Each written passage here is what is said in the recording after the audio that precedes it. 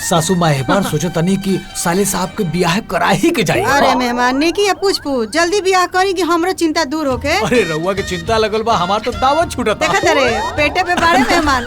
ली चाय। माई दीदी भैया आ गए। आ गई?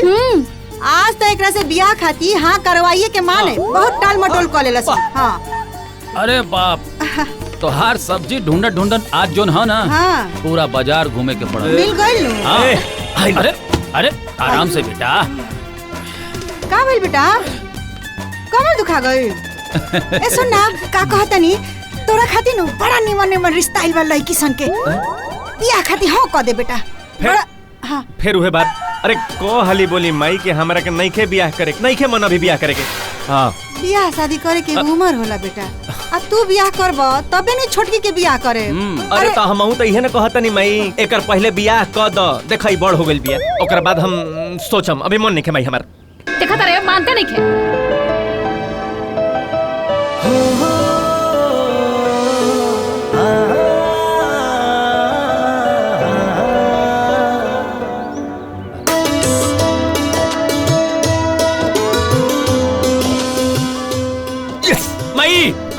माई जल्दी है ने अब। यस हां बाबू, का बाबू करे माई हम ए लड़की से बियाह कर। ए लड़की हमके पसंद है। देखो शर्म होता। अरे बिना माई के बेटी ही है, ऐसे एकरा पर हमनी के ध्यान ना देनी हसा। ए तका भइल माई, ए लड़की के माई नहीं खेता। अरे जकर माई ना रहेला ओकर से बियाह ना होला का? अब देखा चले हम बियाह करम तो एही लड़की से करम। अरे तना करम। हाँ ठीक बा। हम फिर लड़की के बाप से मिल के ओकरा के बता देब कि हम लोग लड़की देखे आवता नहीं। ठीक है खुश जाए बबुआ, मनला है देवता। खुश रहा हमार बेटा। मन में लड्डू फुटता।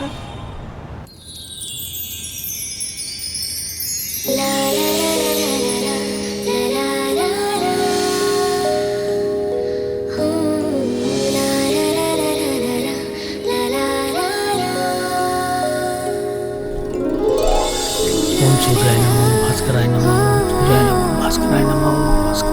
ओम शांति शांति शांति शांति। कृपा करा मैया। प्रणाम पापा। अरे खुश रहा। जाग गई लो बेटी। एक काम करा, तैयार हो जा। 11 बजे लड़का वाले आ रहल बाड़न।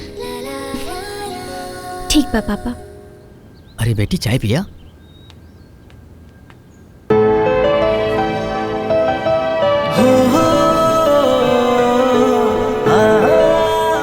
जैसे फोटो में देख ले रहा हुआ हो, एकदम वैसे ही बड़ी। बैठा।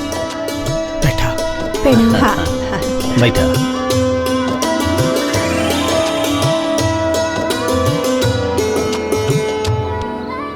का नाम है बेटा तहार? सीता। नाम तो सीता बा, वहाँ के गुण के बारे में भी हमनी के बतावा। सीता माता अपन पवित्रता, बलिदान और समर्पण खातिर जानल जाली। समधी जी, अगर आप बुरा न मानी तो एक बात पूछी आपसे। जी पूछी ना। बिटिया के माई के निधन कैसे भइल? जब सीता बिटिया 2 साल के रहल ना, तब एगो सड़क दुर्घटना में उनके निधन हो गए रहे। अच्छा, तो आप दूसर बियाह काहे ना कैलेला?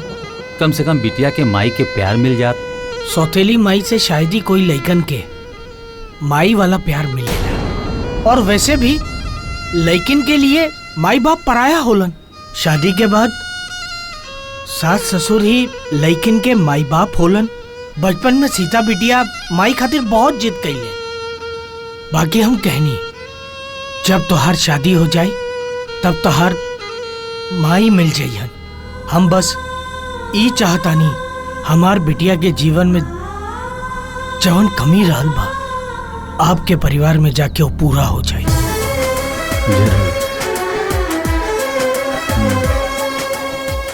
माई ई लड़किया तो काहे तोरे के निहारा दिया।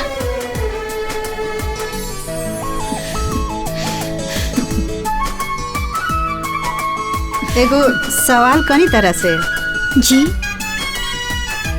ई बताओ कि एगो पतोह के नजर में सास के का जगह होला? हमनी के नज़र में पति के भगवान के दर्जा दिहल जाला और वो भगवान के जन्म देवे वाली जननी के स्थान तब भगवान से भी ऊपर होके के चाहिए। हमर नज़र में पति अगर राम बाड़न तब बहू खातिर सास माता कौशल्या हुई है। पति अगर कृष्ण बाड़न तब बहू खातिर सास माता देवकी और माता यशोदा बाड़ी।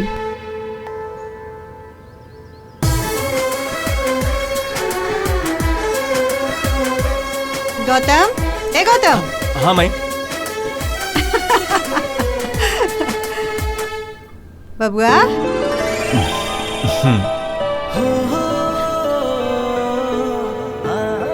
देखी कहा कि गौतम हमार इकलौता बेटा हवन।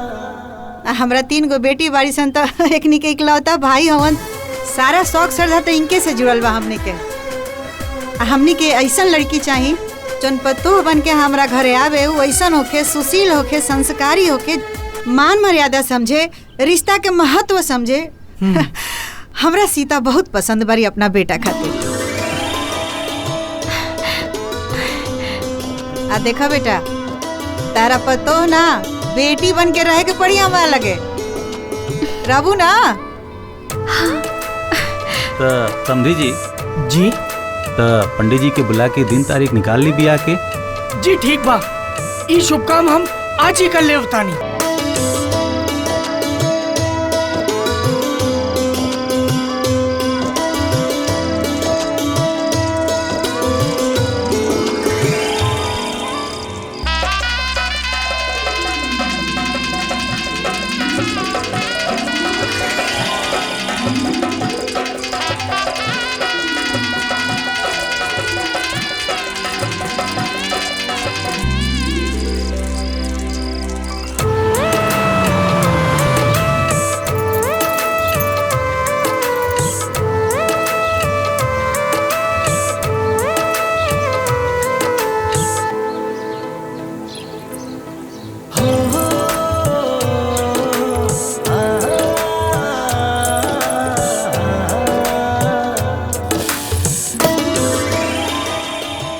भाभी, हमरा तरफ से गिफ्ट 1 साल के पैसा बचा के किलने बानी। ए दुल्हन, हई हमरा तरफ से ला। भाभी, आपके पता बा का? ननद सबके गिफ्ट देवे के रिवाज होला। अच्छा, बताई ना आपकी का चाहिए? कुछ ना, बताई ना का चाहिए?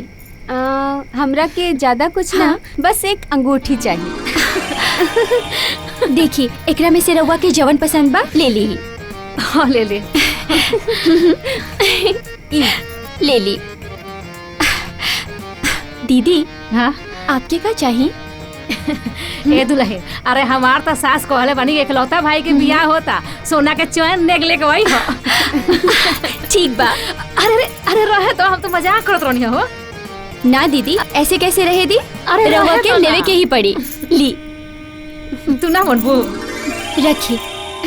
का रे, ते यहाँ बैठल बाड़े? हम पूरा घर खोज लेनी, तहरा के नहीं के मालूम कि गांव में खीर और पूरी बांटे के बा? चल जल्दी। दीदी, रउआ के नेग में का चाहिए?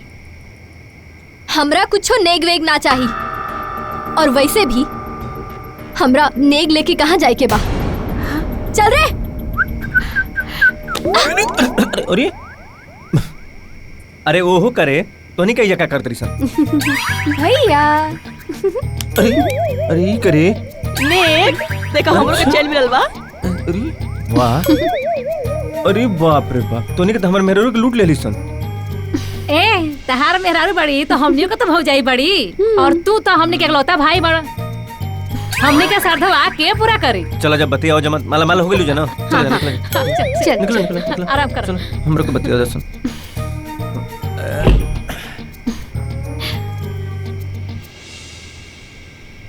ई हमार रजनी दीदी रली है। रजनी दीदी? हम लोगों से एक बात पूछी। हाँ हाँ पूछा।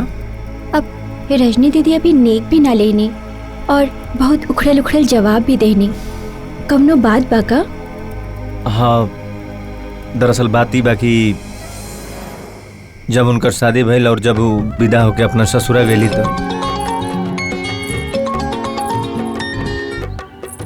हाँ हेलो। हेलो, हाँ जी। विनय बोल रहे हैं आप? हाँ हाँ हाँ हाँ मैं बोल रहा हूँ। आपको आपकी जॉब से सस्पेंड कर दिया गया है। क्या? हाँ। क्या बोल रहे हैं आप? ऐसा कैसे? ऐसा इसलिए कि ऊपर से ऑर्डर आए। अरे कोई तो रीजन होगा। रीजन है, आपके ऊपर 50 लाख घोटाले का आरोप है। व्हाट? एक सीनियर ऑफिसर होने के नाते आपने अपने पद का गलत फायदा उठाया है। नहीं सर, ऐसा नहीं हो सकता। You are suspended. अरे सर सुनिए, सर काबिल बेटा केकर फोन रहे? विनय मैं हम सस्पेंड हो गए नहीं। सस्पेंड? नौकरी चल गई मैं हम। अरे लड़की मनहूस बिया। अरे कर पैरा खराब बा। अरे हमरा द्वार पे आते ही हमार लड़का के नौकरी खा गई। पता नहीं घरे में कदम रखी तो का होई। रुक जाओ। अरे ड्राइवर साहब, अरे के लेके जाओ, इसे छोड़ दो जहाँ से लेके आइल बड़ा।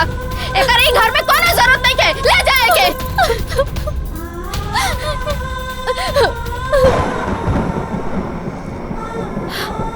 ओकरा बाद नहीं उनकर कभी पति हालचाल पूछेलन और नहीं उनकर ससुरा से केहू आइल। हम समझ सके नहीं, अगर केहू के जिंदगी में इतना खुश हो जाई तो वो रूट तो हो ही जाई।